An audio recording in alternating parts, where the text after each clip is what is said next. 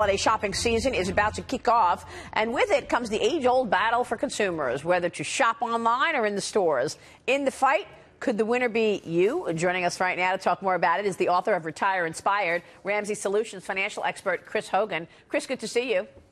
Good to see you too, Maria. So the major retailers will be gearing up to take on Amazon this holiday season. I always assumed that everything was cheaper online until we had that story 2 weeks ago of Walmart charging higher online and lower in the stores. So what do you do on Black Friday then?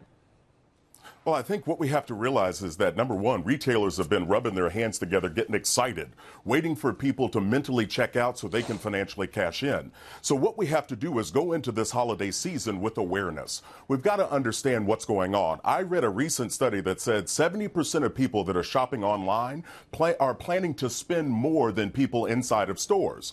So I think we have to have awareness, Maria, have a game plan and know exactly what we're looking to spend, and then be careful. Protect your budget and protect your wallet.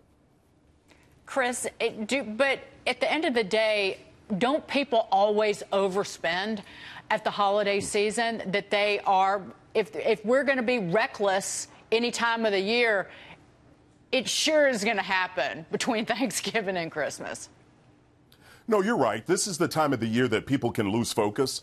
They're wanting to buy gifts for everybody and do all kinds of things. They get into that spirit. Well, I call it's more of a financial funk, because what happens is you end up spending and you end up kind of taking the rest of the year trying to catch up for it. For example, 38% of millennials are still paying on debt from 2016.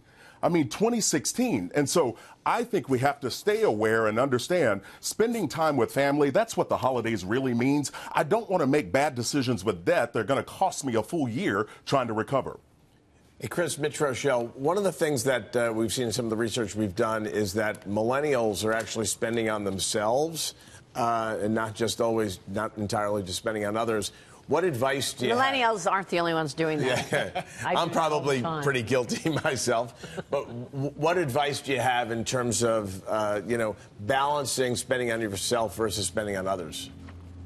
Well, I think the key to curing that all is to sit down and understand how much can I afford to spend, and then who am I shopping for? Set dollar amounts for that, and then don't put yourself on that list. We always do those add-on gifts, and I'm guilty of it as well. I've done it a time or two. But when you do that, what you end up doing is you end up really overspending several $100s in that season. So make a list, assign a dollar amount, and then only buy for the people on that list. It'll help you to protect your budget as well as your money. Chris, aren't you fighting an American trend? This is John Layfield, by the way. The American trend is to spend as much money as you can on Christmas and overspend on your family. So you're fighting the trend that's happened since the start of this country. Well, I can tell you this, that's a trend of people that are unaware. The people that I'm talking to around the country that are plugged in and clued in on their money, they're serious. They understand the true meaning of the holiday. It's about spending time. You can't buy a gift to show someone how much you love them. What you're doing is getting a gift as a token. So I would say let's buck the trend. Let's get smarter and become more financially aware. Chris, could you talk to my wife about that? Because she has the feeling that love somehow transcends itself to gifts. Yeah, no, my friend, you're trying to set me up for failure. That's your job. I'm trying to get you to help me out here, Chris. You're in the middle of a fight. Yeah, you just came up with an argument for every man in this country, and I got news for you. It's about it's not the holiday work. season. Not buying it's it. not about gifts. Yes. Yeah, right. If it doesn't shine, you better hit the bricks. That does say I love you, doesn't it? Yes, when it shines. You're sparkly. But Chris, here's one of the issues, and I fall into this trap, and I'm trying to resist it. Lately, with all these sales breaking over the weekend at these department stores, people see something on sale, 20% off, 40% off, and they can't resist the temptation of buying it because they feel like they're getting a bargain. And the retailers know that. They really do. And I think that's a marketing ploy, Dagan.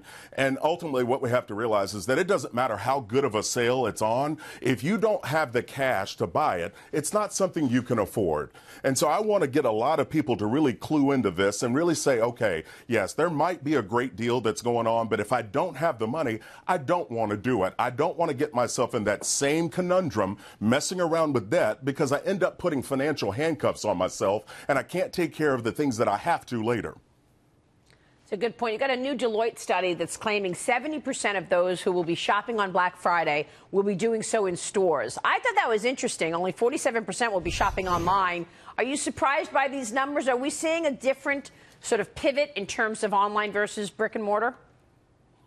Maria, I was shocked too. I would have thought there would have been more people shopping online, but what I'm looking at and really noticing is that people are going to be doing a combination of both. You know, they're going to go to the stores on Black Friday and they're going to spend time in the store. Then they're going to come home and have some thoughts and start browse shopping online and start clicking buttons so boxes start showing up at their home. So what I want them to do is, regardless of if you're shopping in the brick and mortar or shopping online, have a game plan for yourself so you don't have heartache and regret after the holiday season. Good advice. Chris, we will be watching. Thanks so much. Thank you. Always great advice from you, Chris. Have a great Thanksgiving. Chris Hogan there.